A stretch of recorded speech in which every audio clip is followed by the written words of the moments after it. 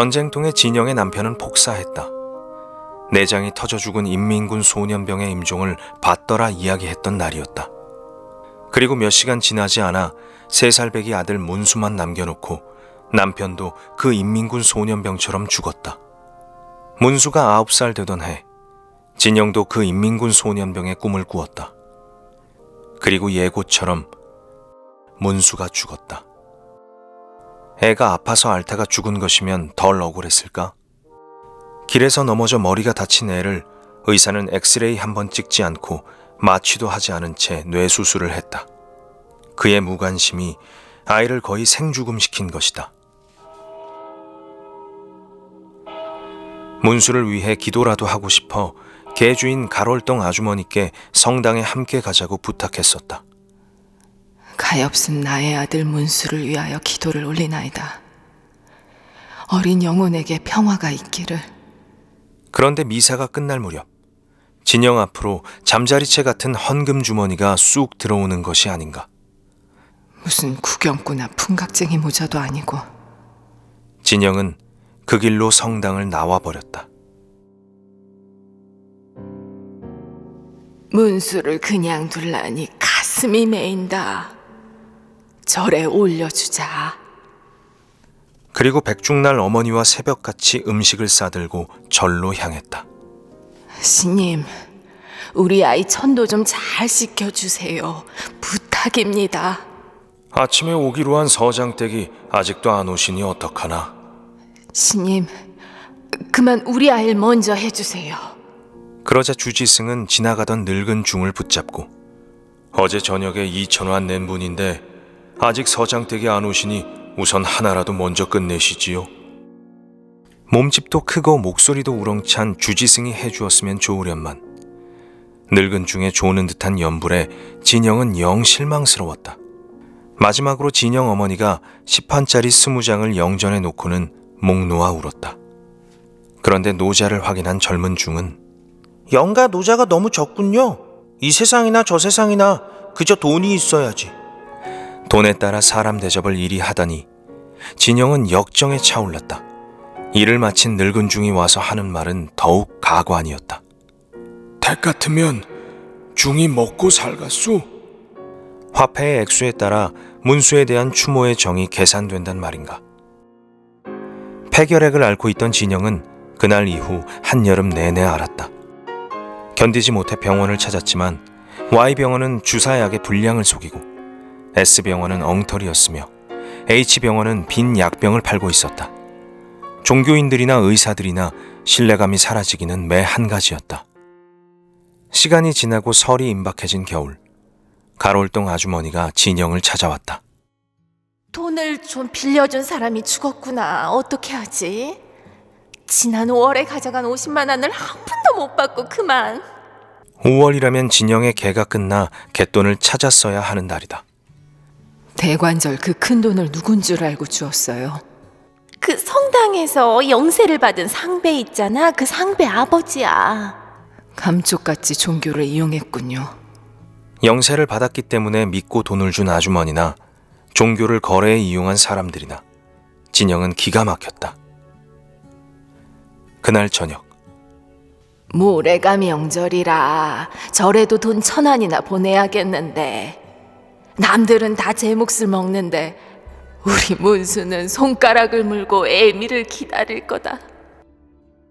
진영은 자리에서 벌떡 일어났다.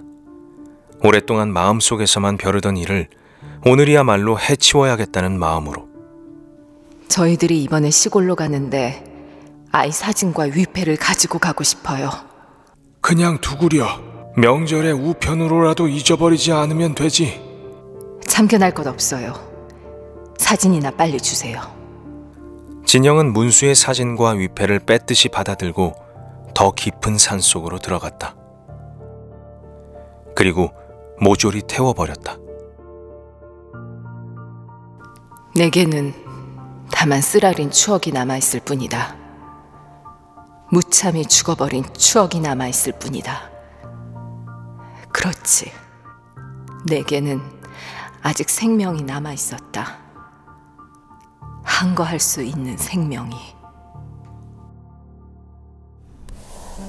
박경리 작가는 토지라는 전무후무한 대하 소설로 널리 알려져 있지만 초기에는 전쟁의 참상과 또 폐허가 된 전후 한국 사회의 실존의 문제를 그린 단편 소설을 주로 발표를 하셨습니다. 1957년 작품인 불신시대는 전쟁 중 남편을 잃고 급기야는 어린 아들 문수마저 하늘나라로 떠나보낸 진영이라는 인물의 삶을 다루고 있습니다.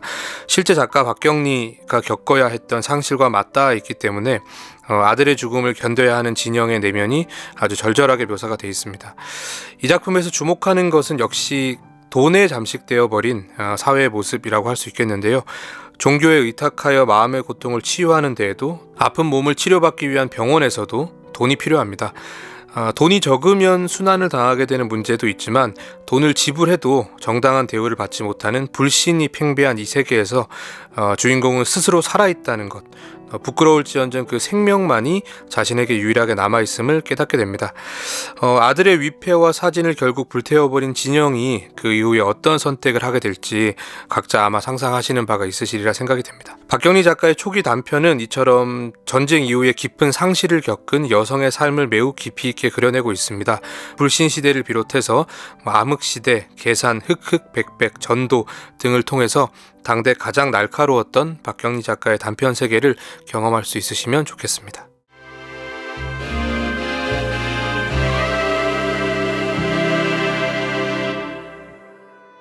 수성궁은 안평대군의 옛집으로 산천이 수려하며 용이 서리고 호랑이가 웅크린 형상을 하고 있어 경치가 아름답다 칭찬이 자자했다. 선비 유영은 그 경치가 하도 아름답다는 말을 들어 그곳에서 한번 논일고 싶다는 생각에 궁궐 문을 들어섰다. 그런데 이게 웬일인가? 전쟁을 겪은 지 얼마 되지 않은 터라 아름다운 경치는커녕 그 안에 화려한 집들도 모두 사라지고 무너진 담장, 깨진 기와만 나뒹구는 게 아닌가.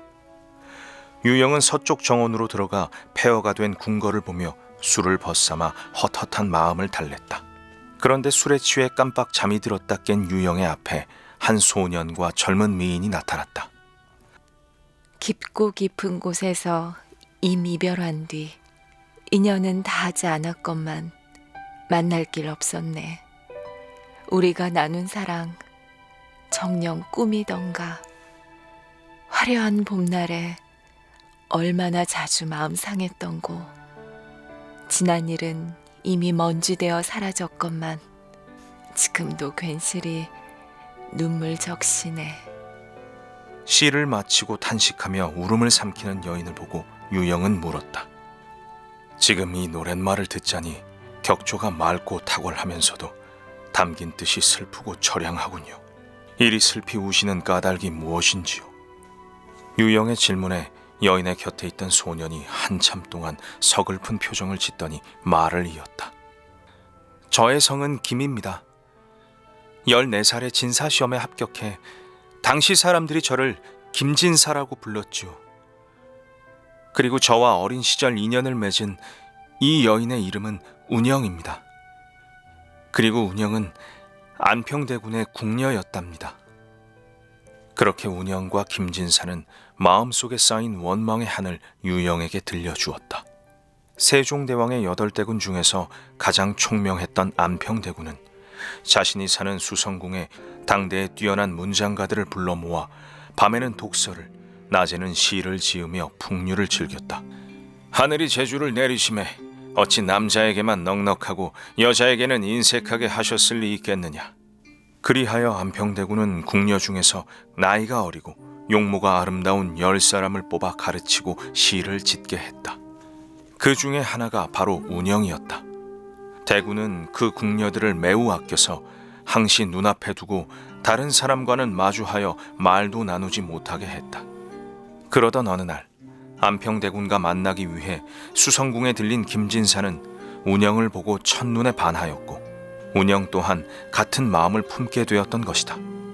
그렇게 운영은 안평대군의 속박 속에 김진사를 마음에 담고 그리워하는 시를 짓게 되는데, 그 시를 들은 안평대군은 운영의 마음에 자신이 아닌 다른 이가 자리해 있다는 것을 눈치채게 된다.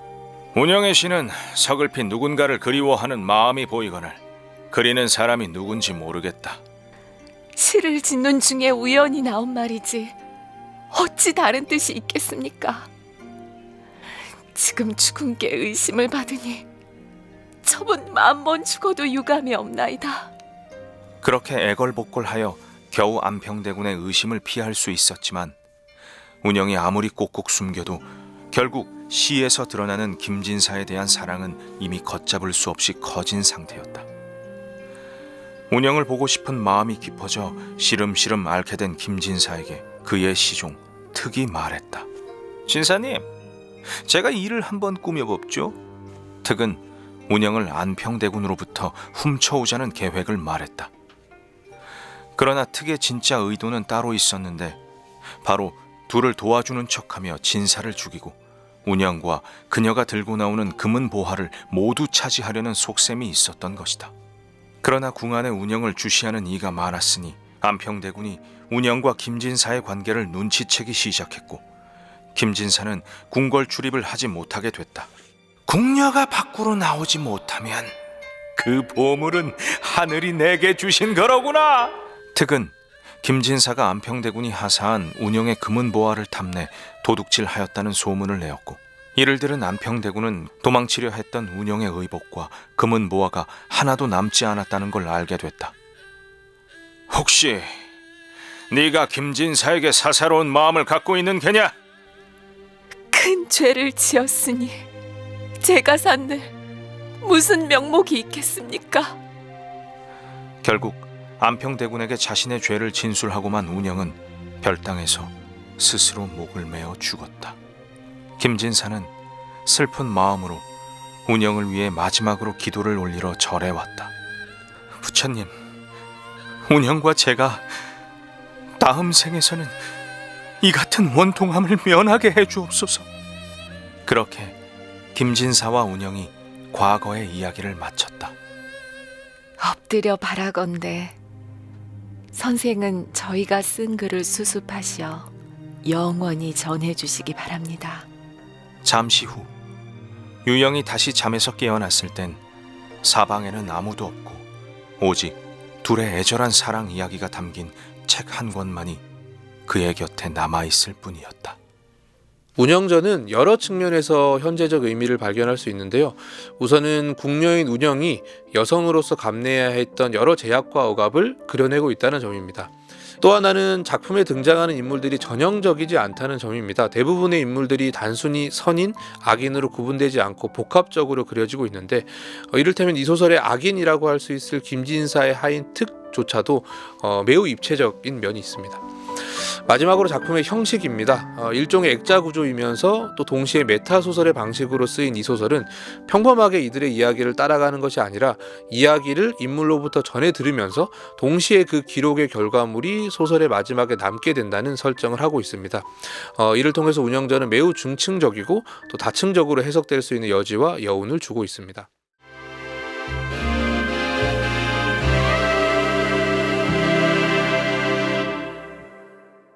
한 남자가 자기 아파트 현관 앞에 섰다.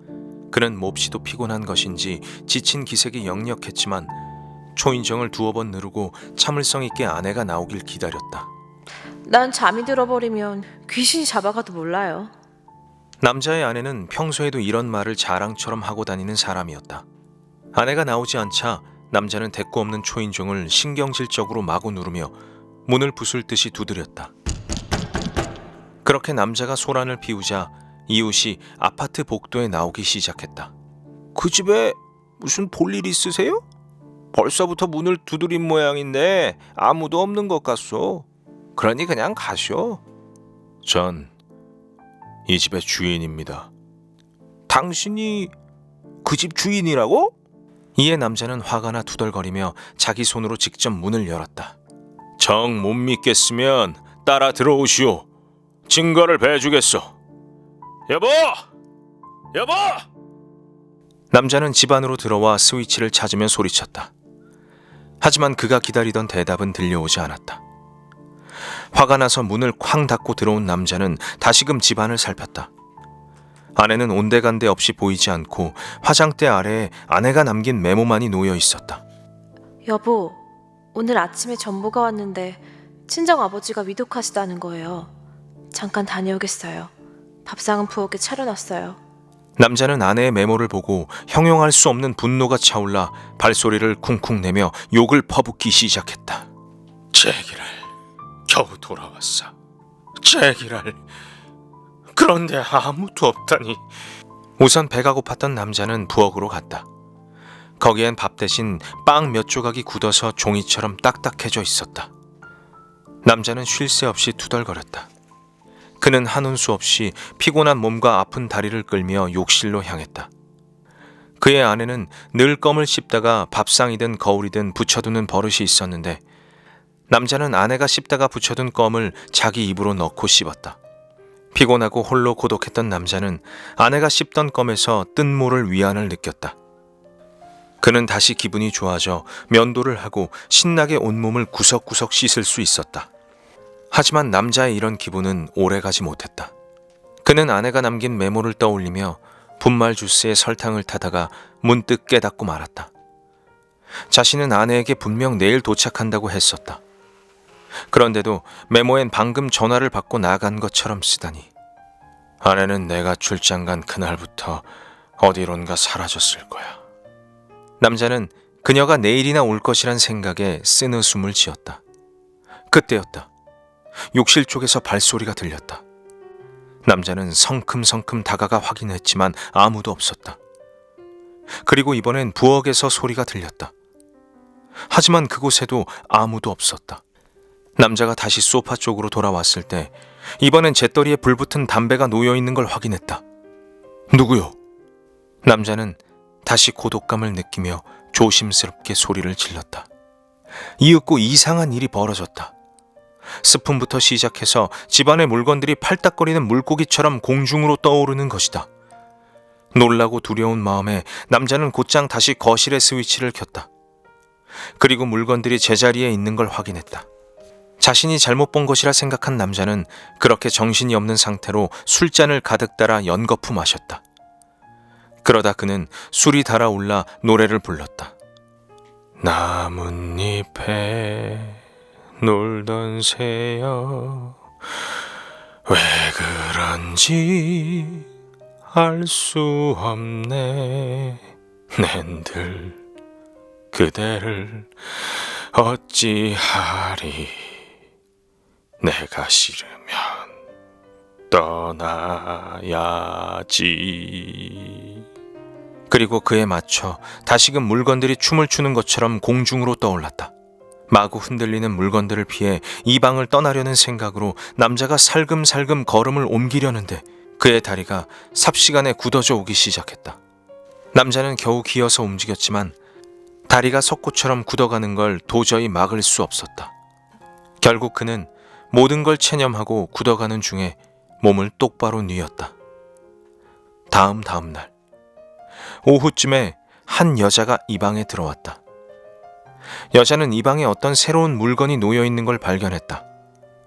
여자는 그 물건을 며칠 가지고 놀다가 실증이 나서 다락 잡동사니 속에 쳐넣어 버렸다. 여자는 다시 이 방을 떠나기로 작정하고 메모를 써서 화장대에 올려두었다. 여보, 오늘 아침 전보가 왔는데 친정 아버님이 위독하다는 거예요. 잠깐 다녀오겠어요. 당신은 피로하실 테니 제가 출장 갔다고 할 테니까 오시지 않으셔도 돼요. 밥은 부엌에 차려놨어요. 최인호 작가의 초창기 단편 소설은 산업화의 시기로 접어든 1970년대 한국 사회의 풍경을 매우 날카롭게 포착하고 있는데요. 그 대표적인 작품이 바로 타인의 방입니다. 이 이야기는 각자의 개성과 주체성은 사라지고 부속품으로서의 기능만 수행하는 사물화된 현대인을 떠올리게 합니다. 소설에서 가장 주목되는 것은 한국 사회에 막 등장하기 시작한 이 아파트라는 주거 공간입니다. 점차 많은 사람들이 아파트라는 획일화된 공간에서 생활하면서 자기만의 영역이 아니라 정형화된 구역에서 지내게 되었죠. 타인의 방이라는 제목은 이를 암시하는 것이기도 하고, 소설 도입부에서 자신의 아파트 문을 거칠게 두드리는 주인공을 내다보는 이웃들의 시선 역시 공간에 잠식당한 현대인들의 모습을 잘 보여주는 장면이라고 할 수 있겠습니다.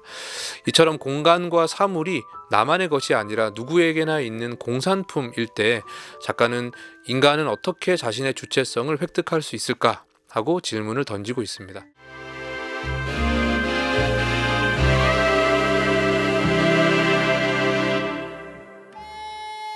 중국 명나라 때 살던 한 부부는 오래도록 아이가 없어 괴로워하다 꽃처럼 예쁜 딸 하나를 갖게 된다. 바로 이 아이가 방관주였다. 방관주는 어려서부터 길쌈과 바느질은 전혀 배우지 않고 싫어해서 그녀의 부모는 자신의 딸에게 여자 옷이 아닌 남자 옷을 입히고 친척들에게도 아들이라고 했다. 불행하게도 방관주가 8살이 되던 해에 그녀의 부모가 세상을 떠나게 되었고, 그렇게 시간이 지나 방관주는 과거를 보러 가기로 했다. 다들 어려운 문제에 난색을 표하는 듯 했으나 그녀의 글솜씨가 워낙에 뛰어난 탓에 금방 임금과 다른 신하들의 눈에 띄었다. 마땅히 이 글을 갑과 으뜸으로 삼으리라. 한편 방하님의 용모와 능력에 대해 날이 갈수록 소문이 퍼지자 삼정승을 비롯한 조정의 모든 고관이 구혼을 위해 구름처럼 몰려들었다.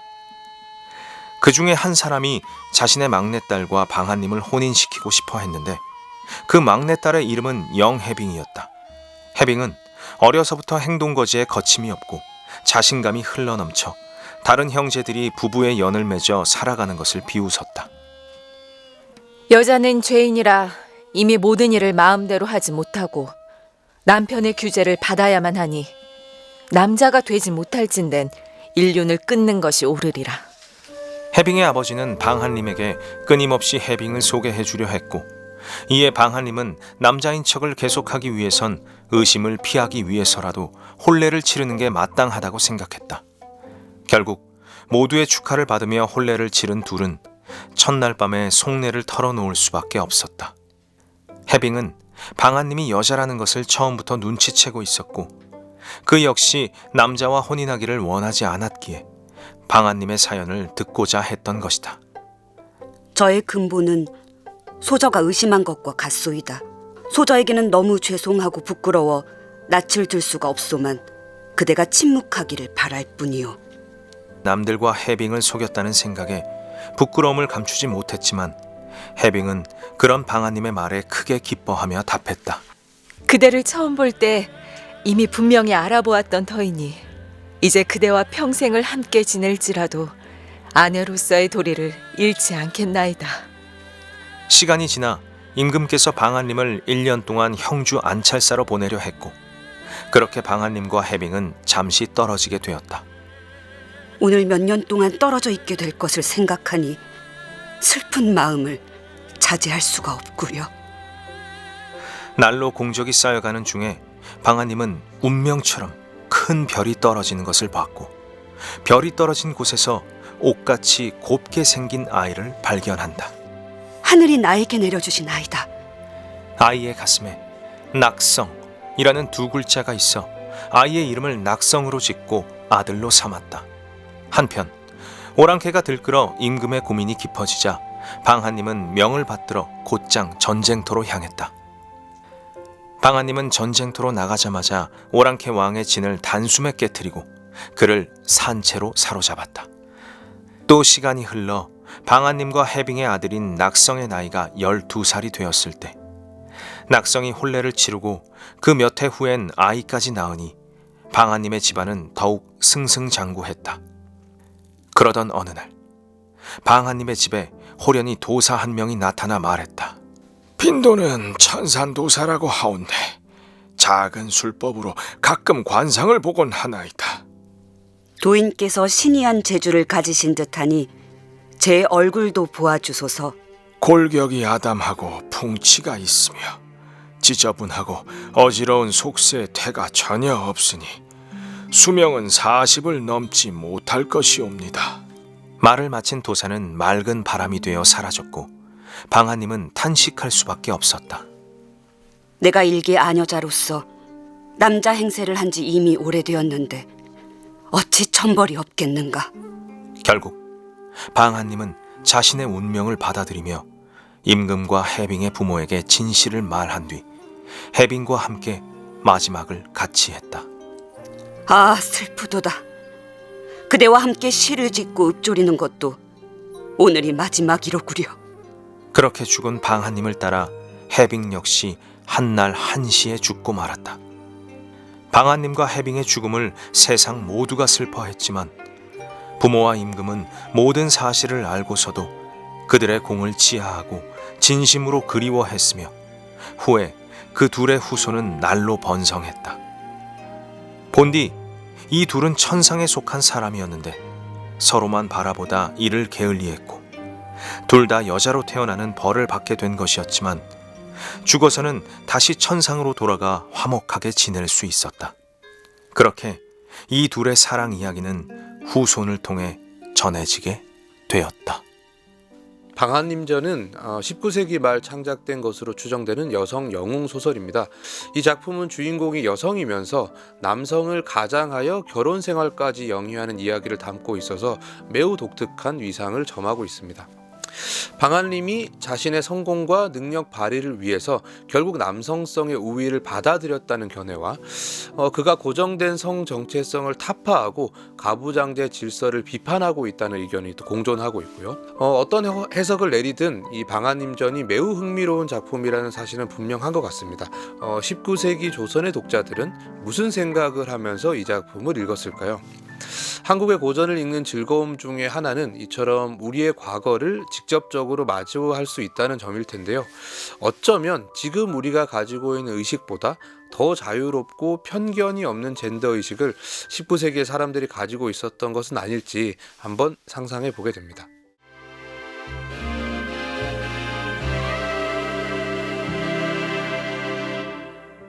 상훈이가 오늘 또 좀 안이 곱게 굴었다. 제기랄. 눈 감고 죽은 놈은 한 놈도 없잖아.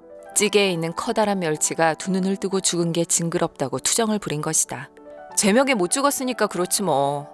나의 대꾸에 우리는 또 낄낄거리며 아침을 개눈 감추듯 달게 먹었다. 나는 살아가며 드는 돈을 아끼기 위해 맥기 공장에 다니던 상훈을 집에 데려왔다. 어때? 여자하고 같이 사니까 좋지? 그렇지만 방이 너무 좁아서 너 불편하지 않아? 연탄값, 반찬값, 양념값 등등, 그리고 그 중에서 가장 많이 드는 방세 4,000원을 조목조목 들며 나는 이 집에서 함께 사는 이유를 댔다. 물론 사랑하는 것이 가장 큰 이유였지만 그건 상훈이 먼저 말할 때까진 절대로 내가 먼저 말하지 않을 생각이다. 일하는 공장에서 미싱을 돌릴 때였다. 상훈이 나에게 좋아한다는 말과 함께 매끼한 반지를 줄 때를 상상하고 있는데 주인 아줌마가 밑도 끝도 없이 툭 말했다. 네 애미녀는 죽일 년이다. 죽일 년이고 말고. 우리 어머니는 허영심이 가득한 사람이었다. 아버지가 회사에서 잘렸을 때 어머니는 아버지에게 큰 돈을 벌려면 사업을 해야 한다고 부추겼다. 결국 어머니의 부자 친구에게 큰 돈을 빌려 사업을 시작했고 어머니는 하루에도 몇 번이나 아버지 회사로 전화를 걸었다. 그저 전화 너머로 사모님 소리를 듣는 게 좋아서. 집은 계속 어려워졌고 이 월세만 4,000원인 산동네까지 오게 됐지만 어머니는 결코 가난을 인정하려 하지 않았다. 어머니가 아무런 일도 하지 않자 주인 아줌마는 나라도 일을 할 것을 권유했고 나는 신이 나서 옷 만드는 일을 배웠다. 기쁜 마음에 집으로 달려가 말했다. 모두 합심하면 살 수 있어요. 다들 그렇게 살아요. 그러니 우리도 그렇게 살아요. 하지만 어머니는 다음 날 방에 연탄불을 피워놓고 다른 가족들과 나란히 누워 죽어 있었다. 나만 빼놓고 자기들끼리만. 공장에서 돌아오는 길에 또 상훈이 생각나 짜게 절인 고등어를 하나 샀다. 또 아침처럼 낄낄거릴 생각으로 방문을 열었을 땐 왜인지 상훈은 풀이 죽어 있었다. 왜? 공장에서 무슨 기분 나쁜 일이라도 있었어? 만식이 그치가 오늘 기어코 공장에서 피를 토했잖아. 폐병이 들어 일당만 겨우 받고 쫓겨났다는 말에 나는 으름장을 놓는 것처럼 상훈이에게 말했다. 그러면 못 써. 뭐니 해도 어려울 땐 어려운 사람들끼리 도와야지. 상훈이가 내 말을 맹추같이 이해를 못하자 나는 우리 예금 통장을 주고 다른 사람들과 돈을 모아 폐병이 든 만식이를 도와주라고 했다. 나는 스스로 대견해하고 있는데 다시 돌아온 상훈이 준 예금 통장을 보고 기절할 것처럼 까무러치게 놀랄 수밖에 없었다. 통장에 있는 돈을 몽땅 꺼내주고 온 것이다. 미안하게 됐어.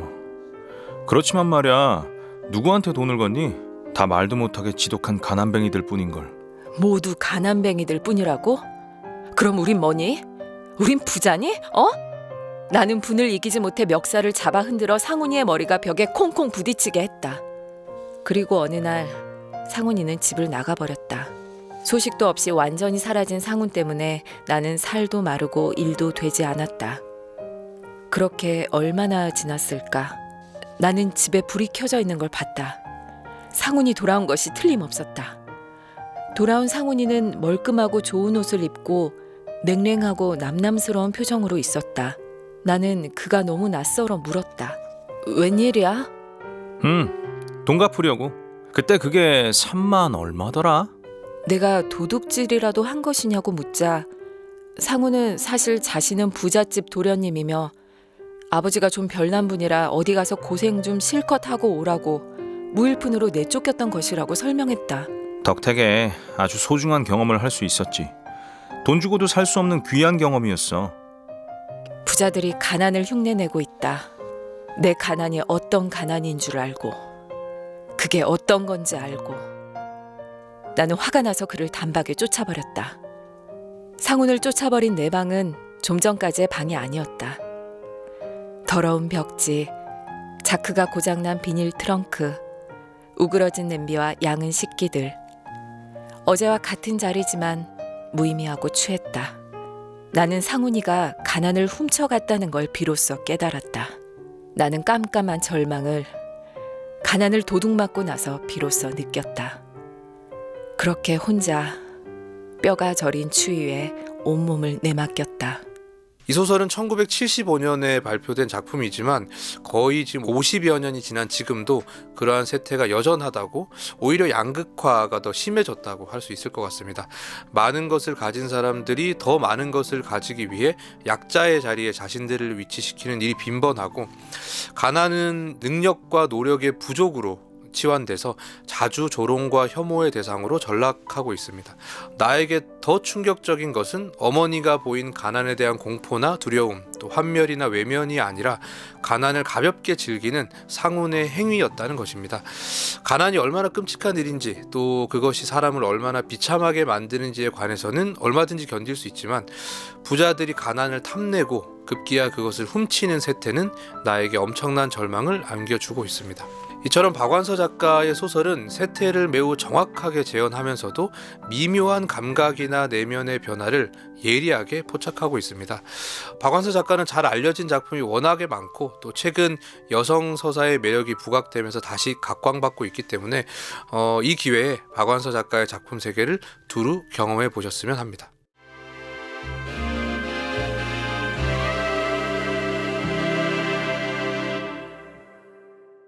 사람들은 남매의 아버지를 난장이라고 불렀다. 그는 실제로 키가 117cm에 몸무게는 32kg밖에 나가지 않았다.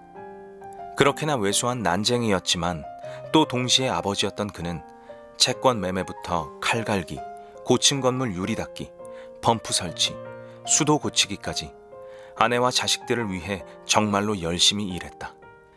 그런 집이 이제 철거된다. 철거를 알리는 계곡장이 행복동에 뿌려졌고, 행복동 사람들은 골목으로 나와 저마다 자기 의견들을 큰 소리로 떠들었다. 삼남매의 어머니는 시칼로 대문 기둥에 붙어있는 알루미늄 표차를 떼고 아이들에게 말했다. 20알 안에 무슨 뾰족한 수가 생기겠니? 이제 하나하나 정리를 해야지.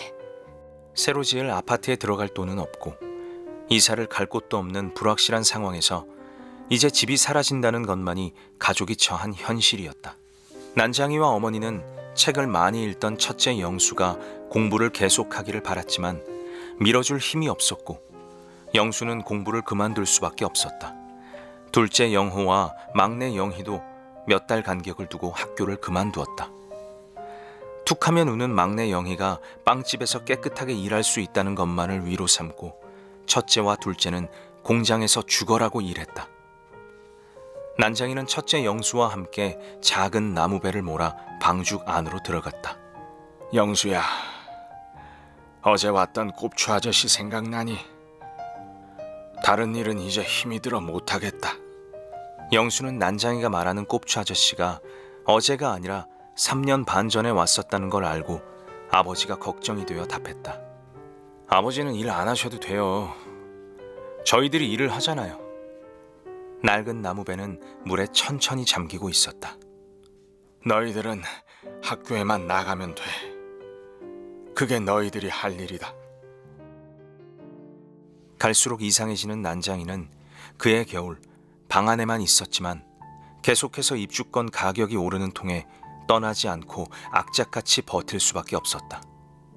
남매의 어머니는 알루미늄 표차를 종이로 싸서 개고장과 함께 옷장에 두며 남매들에게 물었다. 아버지 어디 가셨니? 남매는 난장이를 찾아 뛰어나갔다. 그는 벽돌 공장의 높은 굴뚝에 피레침을 잡고 겨우 서서 종이 비행기를 날리고 있었다. 그렇게 난장이가 집을 나갔다 돌아온 뒤 이번에는 영희가 집을 나가버린다. 남매의 어머니는 영희가 두 오빠가 일도 하지 않기에 질려서 나간 것이라고 했다. 우리가 받아야 할 최소한의 대우를 위해 싸워야 돼. 영수와 영호는 공장에서 받는 부조리한 취급에 반항하다가 쫓겨난 상태였다. 애들은 오늘 훌륭한 일을 했어. 사장에게 당신이 당하고 싶지 않은 일을 노동자들에게 강요하지 말라고 한 거야. 하지만 그럼에도 나아지는 건 없었다. 돈이 없고 일도 없고 막내도 없으니까. 이전에 막내 영희가 집을 나가기 전날 승용차에 탄 남자가 이곳을 찾아왔었다. 그 남자는 그날 밤 행복동의 다른 모든 입주권까지 사버렸다. 그렇게 소중한 표찰과 개고장을 주고 난장이는 매매 계약서를 썼다. 원래라면 진즉에 떠났겠지만 집을 나간 영희를 기다리느라 가족들은 집이 철거되는 바로 그날까지 이곳에서 아침 식사를 했다. 하지만 영희는 결국 돌아오지 않았고 가족은 아무것도 남지 않은 이곳을 떠났다. 사실 그날의 영희는 승용차에 탄 사나이를 따라갔었다. 그건 우리 집이에요. 이제는 아니지. 어떻게 하겠다는 거야? 이 가방을 강탈해 갈 셈이야? 생각 중이에요. 사나이는 그런 영희에게 끔찍하고 어두운 제안을 했다.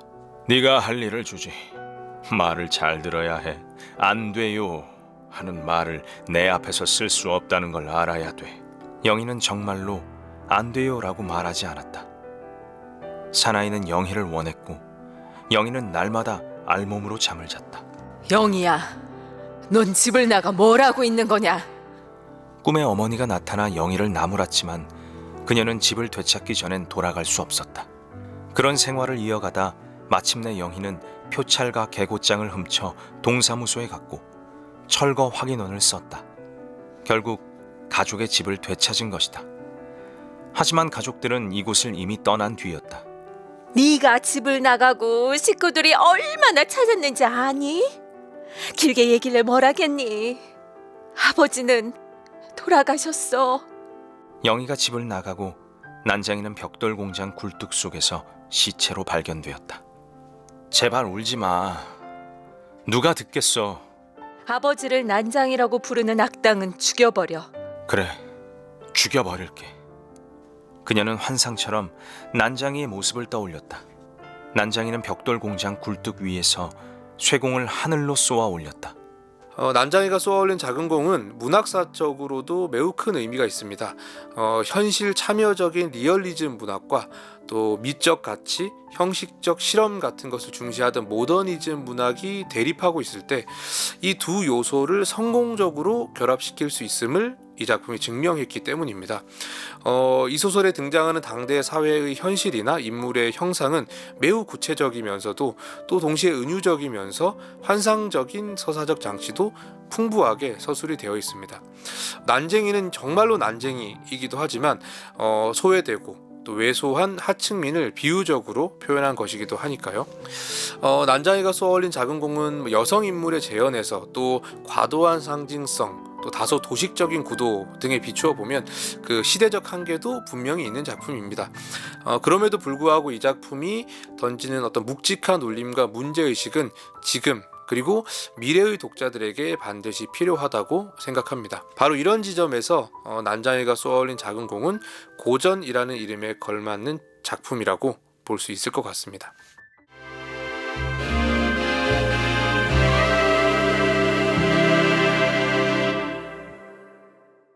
벌써 며칠째다. 소녀는 징검다리 한가운데 앉아 세수를 하고 물속을 빤히 들여보기도 하면서 물장난을 친다. 나는 그 분홍 스웨터를 입은 흰 피부의 소녀를 멀리서 바라만 보고 있었는데 갑자기 소녀가 하얀 조약돌을 하나 집어 내게 던졌다. 이 바보.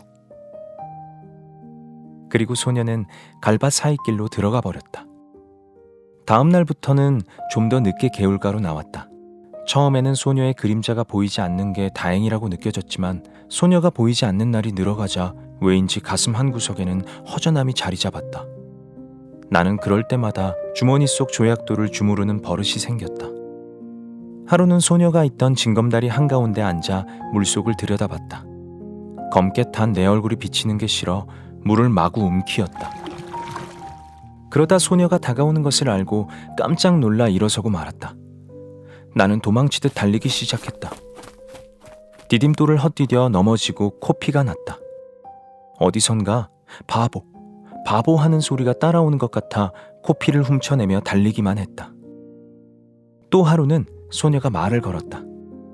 너 저 산 너머에 가본 일 있니? 저래봬도 멀다? 나는 소녀를 말리는 것처럼 말했지만 함께 걷기 시작했다. 논 사이길로 들어서자 소녀가 허수아비의 줄을 당기며 즐거워했다. 야, 재밌다. 소녀의 왼쪽 볼에 살포시 보조개가 패었다. 그렇게 다음 허수아비를 향해 소녀가 달려가고 나도 그 뒤를 달렸다. 소녀는 산을 향해 달리며 꽃을 꺾어 모았다. 나는 소녀보다 더 많은 꽃을 꺾었다. 이게 들국화, 이게 쌀이꽃, 이게 도라지꽃. 도라지꽃이 이렇게 예쁜 줄은 몰랐네. 난 보랏빛이 좋아. 그런데 이 양상같이 생긴 노란 꽃이 뭐지? 마타리꽃. 소녀는 마타리꽃을 양산받듯이 써보이고 살포시 웃었다. 나는 그런 소녀에게 꺾어온 꽃 중 싱싱한 꽃까지만 골라 건넸다. 산을 내려오는 길에 굵은 소나기가 내리기 시작했다. 나는 소녀와 함께 오두막으로 가 비를 피했다. 소녀에게 겹조거리를 벗어주고 비를 맞지 않도록 자리까지 내주었다. 소녀는 꽃묶음이 일그러지는데도 내게 속삭이듯이 이리 들어와 앉으라고 했다. 나는 그런 소녀에게 괜찮다고 답했다. 소나기는 그쳤지만 퍼부은 비 때문에 도랑엔 흙탕물이 불어 있었다. 나는 소녀에게 등을 돌려댔다. 소녀는 순순히 엎이었다. 어머나! 그리고선 내 목을 끌어안았다. 그렇게 돌아오고 난 뒤 그 후로 소녀의 모습은 뵈지 않았다. 그렇게 얼마나 지났을까? 소녀가 다시 개울가에 나타났다. 내 가슴이 또 두근거렸다. 그동안 알았어. 어쩐지 소녀의 얼굴이 헬쑥해져 있었다. 그런데 이 자국이 잘 지워지지 않네. 소녀는 자신의 분홍 스웨터에 진 얼룩을 보여주며 말했다. 그날 도랑을 건너면서 내가 엎인 일이 있지? 그때 네 등에서 옮은 물이다. 나는 얼굴이 확 달아오르는 것을 느꼈다. 그리고 우리 이번에 제사 지내고 나서 좀 이따 집을 내주게 됐어. 이날 밤 나는 몰래 호두밭으로 갔다. 나무에 올라 작대기로 가지를 내리쳐 호두를 떨어뜨렸다. 나의 마음속엔 이 호두를 소녀에게 맛보여야 한다는 생각뿐이었다. 하지만 돌아오는 길에 아차 싶었다. 소녀에게 이사가기 전에 한 번 더 개울가로 나와달라는 말을 못한 것이다. 이튿날 학교에서 돌아왔을 때 아버지는 닭 한 마리를 안고 있었다. 아버지는 소녀의 집에 제사했을 닭을 주러 간다고 했다. 그럼 큰 놈으로 하나 가져가지. 나의 말에 아버지는 허허 웃으며 집을 나섰다. 하지만 집에 돌아온 아버지는 전혀 웃고 있지 않았다. 참, 세상 일도. 대대로 살아오던 집마저 남의 손에 넘기더니 또 악상까지 당하는 걸 보면. 증손이라곤 계집애 그의 하나뿐이었죠. 어쩌면 그렇게 자식 복이 없을까. 잠결에 깬 내가 듣고 있는 것도 모른 채 아버지가 다시 말했다. 이번엔 꽤 여러 날을 앓는 걸. 약도 변변히 못 써봤다더군. 그런데 참 그 어린 것이 여간 찬망스럽지가 않아. 글쎄, 죽기 전에 이런 말을 했다지 않아? 자기가 죽거든 자기 입던 옷을 꼭 그대로 입혀서 묻어달라고 말이야. 황순원의 소나기는 교과서를 통해 전작을 접할 수 있었던 흔치 않은 소설이기도 하지만 유년기의 아름답고도 비극적인 사랑의 순간을 한국의 향토적 배경 속에서 그려냈다는 점에서 매우 넓은 공감대를 갖는 작품입니다. 이 작품에 드러나는 색에 주목해보면 어떨까 싶습니다. 가장 먼저 눈에 띄는 것은 소녀의 흰 살결이고, 다음으로 등장하는 것은 갈꽃이고, 역시 흰색에 가깝고 부드러운 하얀색 조약돌 역시 중요한 상징으로 등장을 하죠. 이제 소년의 까만 얼굴, 빨간색 코피와 대조되면서 등장을 합니다. 이처럼 색의 흐름과 또 상징적 소재를 대조 비교해 가면서 소설을 따라가 보면 작가가 매우 다채로운 색채를 활용하면서도 동시에 그것이 소년 소녀의 이야기와 적재적소에서 결합하고 있음을 알게 됩니다. 소설 속에서 소년에는 양평읍으로 이사를 갈 예정이었죠. 바로 그 문장 하나 때문에 현재 이제 경기도 양평에 소나기 마을과 황순원 문학관이 위치하고 있습니다. 기회가 되신다면 한번 방문하셔서 소나기라는 작품을 다시 느껴보셔도 좋겠습니다.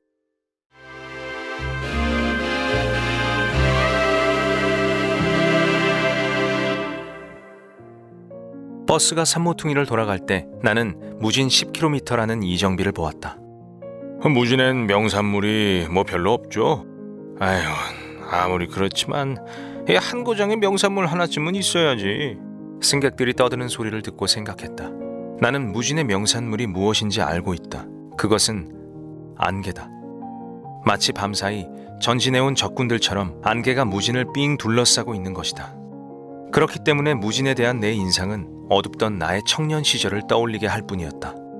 어머니가 살아계셨을 때 6.25 전쟁 징병으로 끌려나가지 않기 위해 나는 늘 골방에 처박혀 있었다.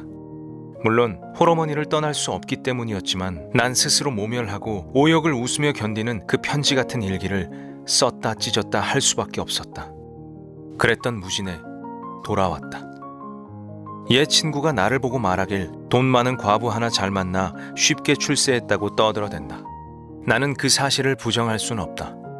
아유, 밀담들은 그만하시고 이쪽은 우리 모교에 와 계시는 음악 선생님이고 하인숙 씨라고. 작년에 서울에서 음악대학을 나오신 분이지. 나는 그곳에서 하인숙을 처음 만났다. 노래 한 곡 들려주시겠어요? 그럼 부릅니다. 그녀는 성악과는 전혀 상관없는 목포의 눈물이라는 유행가를 불렀다. 술자리를 파하고 다른 사람들도 슬슬 흩어져 나와 여자만 남았다. 조금만 바래다 주세요. 이 길은 너무 조용해서 무서워요. 나는 떨리는 목소리로 말하는 그녀와 조금 친해진 느낌이 들어 바래다 주기로 했다. 처음에 배웠을 때 뭐랄까요? 서울 냄새가 난다고 할까요? 그녀는 방금 전에 있었던 사람들은 늘 자신에게 유행가만 부르게 한다고 했다. 그럼 왜 여태까진 거기에 놀러 다녔습니까? 심심해서요. 그녀는 자신을 이름으로 불러줄 것을 말했고 논가를 지나는 중에 나도 그렇게 했다. 개구리들이 우는 소리가 마구 울렸다. 무진의 개구리는 밤 12시 이후에만 우는 줄로 알고 있었는데요. 12시 이후에요? 네. 밤 12시가 넘으면 제가 방을 얻어있는 주인 댁의 라디오 소리도 꺼지고 들려오는 거라곤 개구리 울음소리 뿐이거든요. 앞으로 오빠라고 부를 테니까 절 서울로 데려가 주시겠어요? 무진이 싫은가요? 미칠 것 같아요. 금방 미칠 것 같아요. 하인숙의 말에 생각해보자고만 했다. 나는 그녀와 내일 다시 만나기로 하고 집으로 돌아왔다. 통금 사이렌이 불었고 잠은 잘 오지 않았다. 담배를 하나 피우자 12시 이후에 우는 개구리 울음소리가 희미하게 들려왔다. 다음날 아침엔 이슬비가 내리고 있었다. 나는 우산을 받쳐들고 어머니의 산소로 갔다. 우산을 접고 절을 올린 뒤 풀을 뜯다 보니 굉장한 효자가 된 것 같음을 느끼는 것과 동시에 나를 전무님으로 만들기 위해 전무 선출에 관계된 사람들을 찾아다니며 호걸 웃음을 웃고 있을 장인 영감을 상상했다. 그러자 나는 묘 속으로 들어가고만 싶었다. 돌아가는 길에서 방죽 비탈 위에 쭈그리고 앉아있는 순경을 봤다. 무슨 일입니까? 순경은 흥미없는 말투로 자살한 시체가 있다고 했다. 술집 여자였는데 초여름이 되면 몇 명씩 죽는다고. 나는 그 여자 시체를 봤다. 왜인지 지난밤의 개구리 울음소리가 그녀의 임종을 지켜주는 것처럼 느껴졌다. 그러자 나는 하인숙을 어서 보고 싶었다. 지금 어디서 죽어가고 있다는 생각에 얼른 가서 그녀를 만나보고 싶었다. 나는 바닷가 근처 방죽에서 하인숙을 다시 만났다. 손을 잡았다 놓았다 다시 잡으며 그녀에게 물었다. 무작정 서울에만 가면 어떻게 할 작정이오? 그러자 그녀가 답했다. 이렇게 좋은 오빠가 있는데 어떻게 해주겠죠. 아이, 선생님, 절 데리고 가시자는 작정이시군요. 그녀는 잡은 손을 놓았고 나는 아무런 말도 하지 않으며 쓸쓸함에 대해 생각했다. 나는 이곳에서 미쳐가는 그녀에게 묘한 동질감을 느꼈지만 사실 나는 돈 많은 과부를 잘 만난 것에 나름 만족하고 있는 사람이었던 것이다. 하지만 나는 그녀를 모른 척하지 못하고 결국 그녀의 조바심을 빼앗아 주었다. 함께 잠자리를 가진 것이다. 우리는 거센 바다를 보며 말없이 한참 누워 있었다. 한참 후에 그녀가 말했다. 서울에 가고 싶어요. 단지 그것뿐이에요. 그녀에게 사랑한다 말해주고 싶었지만 그 국어의 어색함이 말하고 싶은 충동을 쫓아버렸다. 대신 헤어질 때 그녀가 날 따라 결국 서울로 가게 될 것이라고만 말했다. 다음 날 아침에 전보가 하나 왔다. 27일 회의 참석 필요, 급 상경 바람. 아내의 전보였다.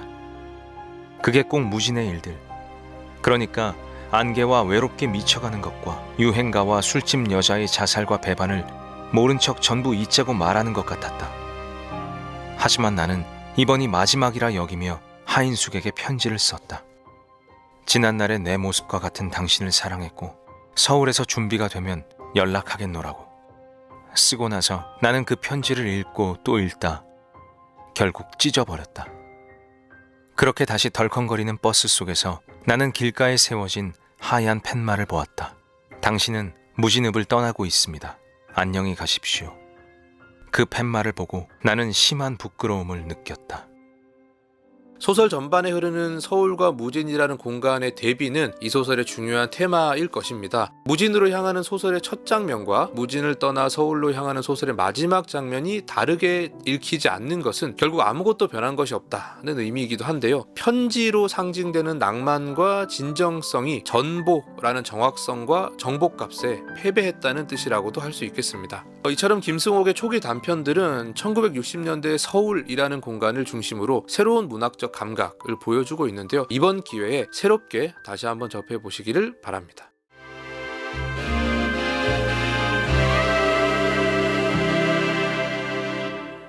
덕기가 내일 가지고 갈 새 금침을 꾸릴 때 조부가 뒷짐을 지고 들어오며 말했다. 누가 찾아왔나 보다.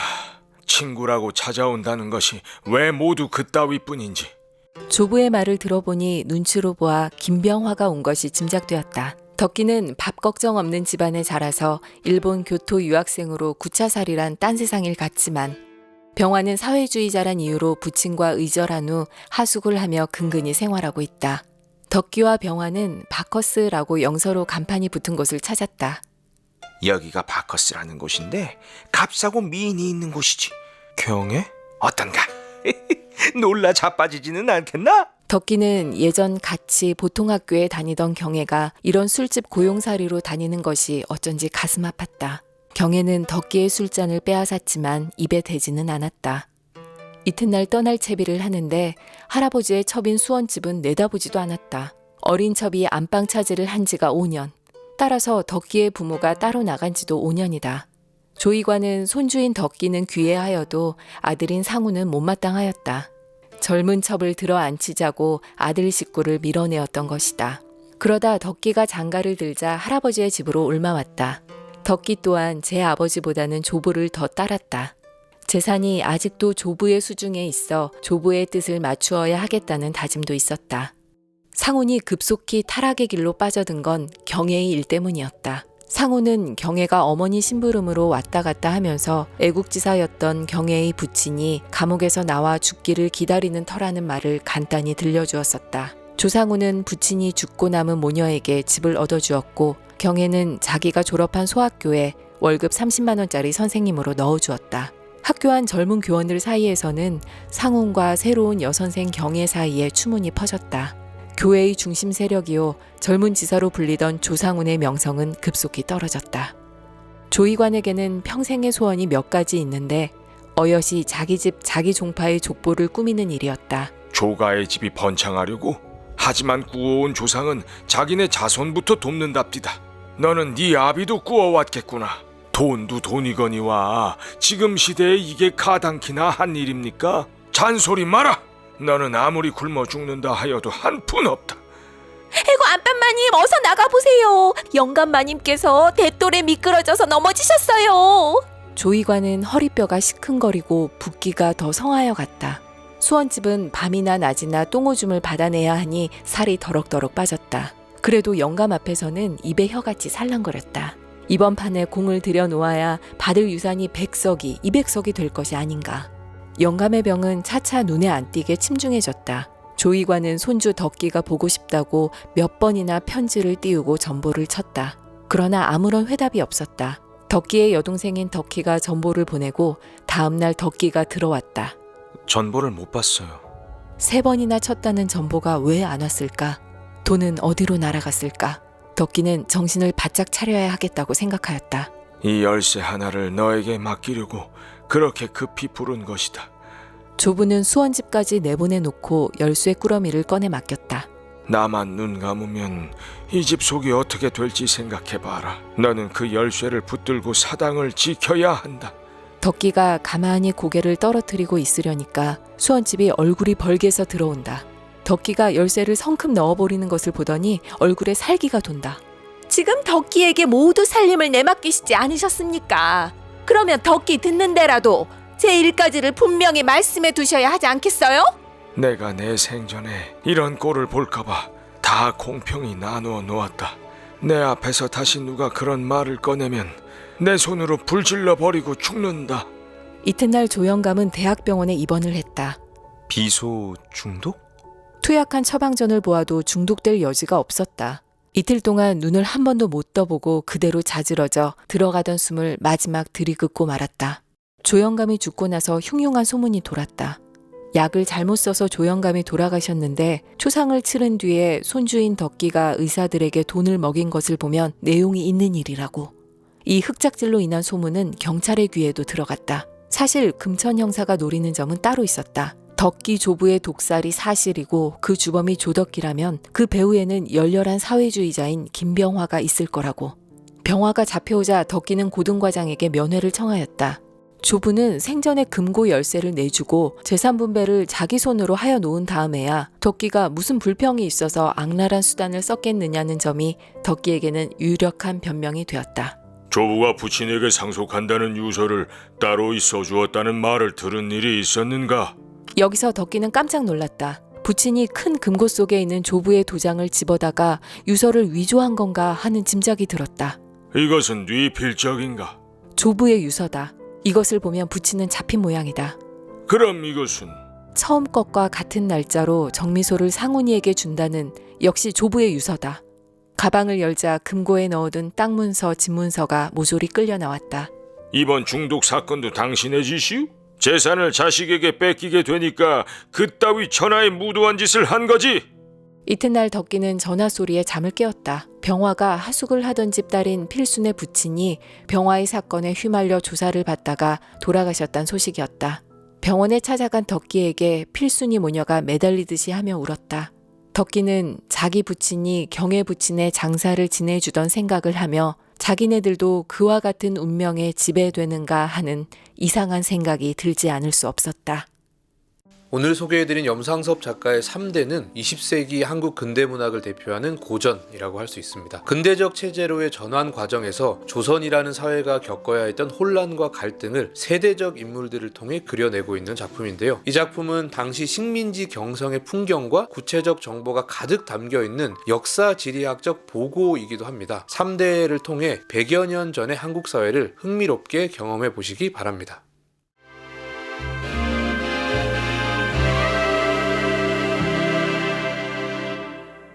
당나라 시절 육관대사라는 신령한 중이 있었다.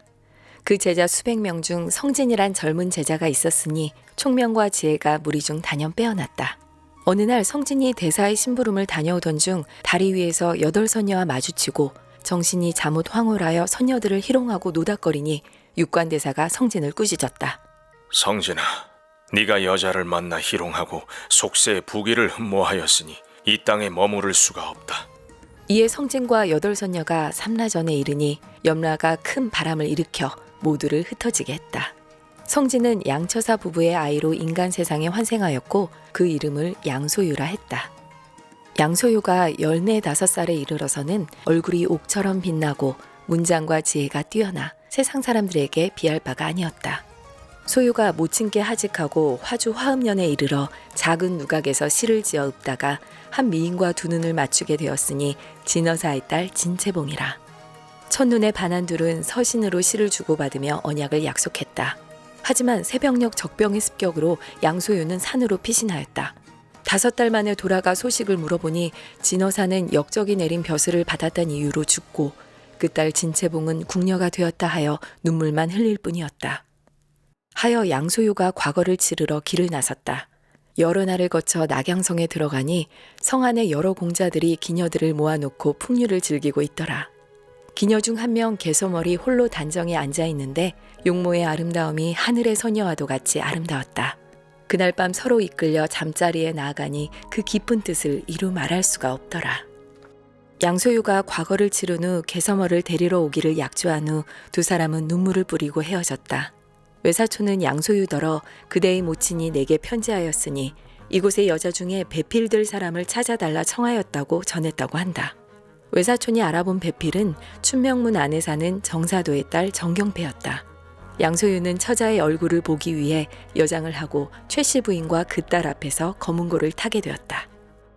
다만 정경패는 여장을 한 양소유의 용모와 몸가짐을 보고 변장한 것을 눈치채었다. 이때 양소유가 과거 시험마다 장원을 하니 명성이 뛰어나 구원하는 사람이 구름처럼 몰렸다. 정경패의 아버지인 정사도도 장원급제한 양소유를 사위로 삼고자 뜻을 밝혔다. 당대의 황태우는 3 자녀를 두었는데 지금의 천자와 월왕 2 아들과 난양공주라는 딸이었다. 뛰어난 부마를 찾으려다 공주가 혼처를 구하지 못하자 천자가 태우에게 권하였다. 이 말로 본다면 양소유는 하늘이 정한 배필이로다. 황은이 망극하나 소인은 정사도의 여식과 이미 혼인하였습니다. 양소유는 어찌 이토록 앞뒤가 막혔는가? 신이 변방마을을 들쑤시고 있는 오랑캐를 물리치겠나이다. 명을 거두어 주소서. 천자는 양소유를 공주의 혼처 대신 장수로 삼아 군사 3만을 주고 오랑캐를 맡게 하였다. 양소유가 연이어 승전보를 올리자 천자가 승상벼슬을 내리고 각종 진기한 보물로 그 공을 칭찬하였다. 태우도 마음이 누그러져 다시 한번 양소유에게 난양공주와 혼인하고 정사도의 딸은 첩으로 드리라 하였다. 이에 난양공주는 정경패도 첩이 아닌 처로 삼는 것이 어떠하냐 제안했다. 태우는 신하의 자식과 왕실의 딸이 지위를 같이 하는 것을 걱정하여 정경패를 양녀로 들여 영양공주라 봉하였다. 영양이 공주가 되었으니 2 혼례를 같은 날 행하면 어떠한가? 태우는 영양공주 정경패를 좌부인으로 난양공주를 우부인으로 봉하고 태우를 모시던 궁녀 진씨는 숙인으로 봉하였다. 첫째 날은 영양공주와 같이 밤을 지내고 둘째 날은 난양공주와 같이 밤을 지내고 셋째 날은 진숙인의 방에 가니 숙인이 갑자기 눈물을 흘려 양소유가 연유를 물었다. 승상이 첩을 몰라보시니 첩을 잊었다는 것을 알겠사옵니다. 아니 그대는 화주의 진채봉 낭자 아니오? 태우가 양소유와 연이 끊긴 채 궁녀가 된 진채봉의 사연을 알게 되어 두 사람의 연을 다시 이어준 것이었다. 이리하여 양소유는 두 처를 거느리게 되고 이후에도 6명의 첩을 거느리게 되니 하여 두 처 난양공주와 영양공주가 서로 이르길 이제 우리 이처와 육첩이 비록 성은 제각각이지만 마땅히 형제되어 자매라고 일컬을 것이라며 의의를 다졌다. 여러 해가 지나 양승상이 나이가 들어 벼슬을 사직하고 물러났다. 두 부인과 6낭자를 데리고 경치를 감상하는데 갑자기 눈썹이 길고 눈이 맑은 한 중이 다가와 인사했다. 사부는 어디에서 오셨습니까? 그대가 아직 춘몽에서 깨어나지 못하였소이다. 중이 지팡이를 들어 난간을 두어 번 치니 갑자기 양소위의 정신이 아득하여 좌우를 돌아보니 8낭자 또한 간 곳이 없었다. 손목에 108염주와 어린 중의 모습을 보고 비로소 제 몸이 성진 행자인 줄 깨닫고 그간의 부귀영화가 다 하룻밤 꿈이었더라. 성진아, 인간 세상 부귀를 겪으니 과연 어떠하더냐? 제자가 죄를 지어 사부께서 하룻밤 꿈으로 제자의 마음을 깨닫게 하시니 그 은혜를 어찌 갚겠습니까? 네가 흥을 타고 갔다가 흥이 다하여 돌아왔으니 내 무슨 관여함이 있으리요? 성진과 소유, 누가 꿈이며 누가 꿈이 아니더냐? 8선녀가 또한 하룻밤 꿈에 크게 깨달아 머리를 자르고 사부의 명을 따르고자 하였다.